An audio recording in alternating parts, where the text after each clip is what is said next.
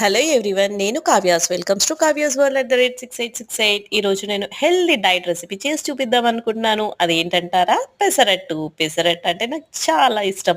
నాకు ఇంకా మా ఫ్యామిలీ మెంబర్స్‌కి పాన్ పెట్టుకొని అది హీట్ అయిన తర్వాత కొంచెం వాటర్ స్ప్రింకిల్ చేసుకొని దాని తర్వాత ఆనియన్ రబ్ చేసుకోవాలి. రబ్ చేసినాక 2, 3 స్పూన్స్ ఆఫ్ పెసరట్టు బ్యాటర్ వేసుకొని మంచిగా స్ప్రెడ్ చేయాలి. స్ప్రెడ్ చేసిన తర్వాత దానిపైన ఆయిల్ వేయాలి. ఆయిల్ వేసి అది రెడ్‌గా అయిన తర్వాత తిరిగేసుకోవడమే. తిరిగేసుకొని అది మంచిగా వేడి వేడిగా పెసరట్టు దోస ఈజ్ రెడీ. ఇది ఎలా చేయాలంటారా?